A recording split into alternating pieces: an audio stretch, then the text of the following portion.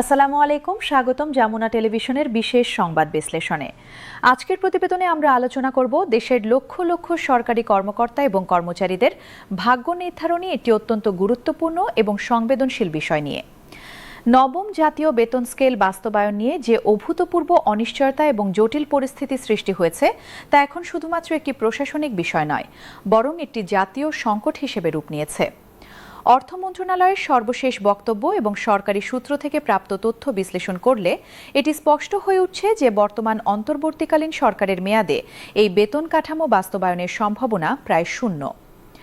গত জুলাই মাসে নবম জাতীয় বেতন কমিশন গঠনের সময় দেশের সরকারি কর্মচারীদের মনে যে আশার সঞ্চার হয়েছিল তা ক্রমশ নিভে যাচ্ছে।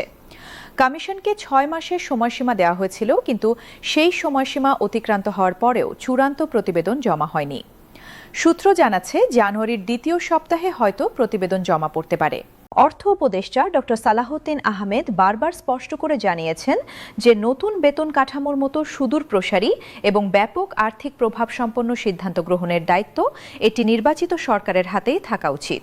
তার মতে অন্তর্বর্তীকালীন সরকারের প্রধান কাজ হল দেশকে একটি সুষ্ঠু নির্বাচনের দিকে এগিয়ে নেওয়া, এই ধরনের বিশাল আর্থিক দায়িত্ব গ্রহণ করা নয়। একটি নতুন বেতন কাঠামো শুধু সংখ্যার বিষয় নয়, এর সাথে জড়িত রয়েছে রাষ্ট্রীয় কোষাগারের সামর্থ্য মূল্যায়ন, বাজেট পুনর্বিন্যাস এবং প্রশাসনিক সংস্কারের মতো জটিল বিষয়াবলী। নির্বাচন কমিশনের ঘোষিত সময়সূচি অনুযায়ী আগামী 22শে জানুয়ারি থেকে নির্বাচনী প্রচারণা শুরু হবে। যদি প্রতিবেদন জানুয়ারির দ্বিতীয় সপ্তাহে জমা পড়ে, তাহলে নির্বাচনী প্রচারণা শুরুর আগে মাত্র কয়েকদিন সময় থাকবে। বিশেষজ্ঞদের মতে এই স্বল্প সময়ে একটি বিস্তৃত প্রতিবেদন পর্যালোচনা করা, মন্ত্রিপরিষদের অনুমোদন নেওয়া এবং গেজেট প্রকাশ করা কার্যত অসম্ভব। তারা বলছেন ডিসেম্বরের প্রথম সপ্তাহে প্রতিবেদন জমা হলেও সরকারের হাতে পর্যাপ্ত সময় থাকত। কিন্তু প্রতিবেদন জমা দিতে যত বিলম্ব হচ্ছে, বাস্তবায়নের সম্ভাবনা ততই ক্ষীণ হয়ে আসছে। এই দীর্ঘ প্রতীক্ষা এবং ক্রমবর্ধমান অনিশ্চয়তা সরকারি কর্মচারীদের মধ্যে তীব্র ক্ষোভ এবং হতাশার সৃষ্টি করেছে। কর্মচারী সংগঠনগুলো 30শে নভেম্বরের মধ্যে প্রতিবেদন জমা দেওয়ার আলটিমেটাম দিয়েছিল, কিন্তু সেই সময়সীমা পেরিয়ে যাওয়ায় তারা এখন আন্দোলনের পথে। আগামী 2 জানুয়ারি শুক্রবার দেশের সকল জেলা এবং উপজেলা পর্যায়ে প্রতীকী অনশন কর্মসূচি পালনের ঘোষণা দেওয়া হয়েছে। কর্মচারী নেতারা জানিয়েছেন এটি প্রথম পদক্ষেপ এবং সরকার দাবি না মানলে পর্যায়ক্রমে আরও কঠোর কর্মসূচি ঘোষণা করা হবে। কমিশনের অভ্যন্তরীণ সূত্র থেকে জানা যাচ্ছে প্রস্তাবিত খসড়ায় বর্তমানে বিদ্যমান 20টি গ্রেড কমিয়ে 13টি গ্রেড করার পরিকল্পনা রয়েছে।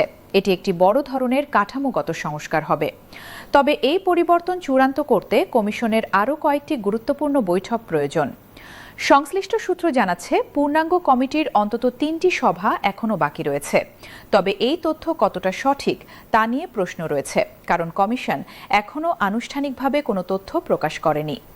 ফলে নবম বেতন স্কেল নিয়ে যত খবর প্রচারিত হচ্ছে তার অনেকটাই অনুমান নির্ভর। বিশ্লেষকরা বলছেন সরকারের বর্তমান মনোভাব এবং কার্যক্রম থেকে এমন কোনো ইঙ্গিত পাওয়া যাচ্ছে না যে তারা শেষ মুহূর্তে এসে এই বিশাল দায়িত্ব নেবে। নবম বেতন স্কেল বাস্তবায়নের দায়ভার পরবর্তী নির্বাচিত সরকারের কাঁধেই যাচ্ছে বলে মনে হচ্ছে। তবে কর্মচারী সংগঠনের নেতারা এখনও আশা ছাড়েননি। তারা মনে করছেন ধারাবাহিক চাপ সৃষ্টি করতে পারলে হয়তো বর্তমান সরকারের আমলেই গেজেট প্রকাশ সম্ভব হবে। অর্থনৈতিক বিশেষজ্ঞরা বলছেন দীর্ঘদিন ধরে সরকারি কর্মচারীদের বেতন বৃদ্ধি না হওয়ায় তাদের ক্রয় ক্ষমতা উল্লেখযোগ্যভাবে হ্রাস পেয়েছে। নির্বাচিত সরকার ক্ষমতায় এলে অগ্রাধিকার ভিত্তিতে বেতন স্কেল দিতে বাধ্য হবে। তবে সেটি বর্তমান কমিশনের সুপারিশ অনুযায়ী হবে নাকি নতুন করে পর্যালোচনা করা হবে, সেটি এখনও অনিশ্চিত। কর্মচারী আন্দোলনের ক্ষেত্রে একটি সতর্কতামূলক পরিস্থিতি রয়েছে। সম্প্রতি সচিবালয়ে অর্থ উপদেষ্টাকে ঘিরে ধরার ঘটনায় কর্মচারী সংগঠনের নেতাদের কঠোর শাস্তির মুখোমুখি হতে হয়েছিল। তাদের বিরুদ্ধে সন্ত্রাস বিরোধী আইনে মামলা করা হয়েছিল এবং 14 দিনের রিমান্ডে নেওয়া হয়েছিল। এই ঘটনার পর কর্মচারীরা অত্যন্ত সতর্কতার সাথে আইনের কাঠামোর মধ্যে থেকেই আন্দোলন পরিচালনা করছেন। তারা জানেন যে নিয়ম বহির্ভূত আন্দোলন তাদের জন্য মারাত্মক পরিণতি বয়ে আনতে পারে। কর্মচারী কল্যাণ সমিতি এবং বিভিন্ন ফোরাম থেকে জানানো হয়েছে যে অনশন, মানববন্ধন এবং অন্যান্য শান্তিপূর্ণ কর্মসূচি পর্যায়ক্রমে চলতে থাকবে। তবে আসন্ন নির্বাচনের কারণে বড় ধরনের বা বিঘ্ন সৃষ্টিকারী আন্দোলন করা সম্ভব হবে না। সরকারি চাকরিজীবীদের জন্য কঠোর আন্দোলনে যাওয়া অত্যন্ত ঝুঁকিপূর্ণ, কারণ এতে তারা শাস্তির আওতায় পড়তে পারেন। সবশেষে বলা যায়, নবম বেতন স্কেল বাস্তবায়ন এখন মূলত নির্ভর করছে প্রধান উপদেষ্টার সদিচ্ছার উপর। তিনি যদি মনে করেন যে নির্বাচনের আগেই এটি করা প্রয়োজন এবং প্রয়োজনীয় রাজনৈতিক সাহস দেখান, তাহলে হয়তো দ্রুত গেজেট প্রকাশ সম্ভব। অন্যথায় বিষয়টি দীর্ঘায়িত হবে এবং পরবর্তী সরকারের জন্য একটি বড় চ্যালেঞ্জ হিসেবে থেকে যাবে। দেশের লক্ষাধিক সরকারি কর্মচারী এবং তাদের পরিবার এখন অনিশ্চয়তার এই অন্ধকার সুড়ঙ্গে আলোর জন্য প্রতীক্ষায় রয়েছেন। আজকের বিশেষ প্রতিবেদনে এ পর্যন্তই। নবম জাতীয় বেতন স্কেল এবং সরকারি কর্মচারীদের আন্দোলনের বিষয়ে আমরা নিয়মিত আপডেট প্রদান করব। আমাদের সাথে থাকার জন্য ধন্যবাদ। আসসালামু আলাইকুম।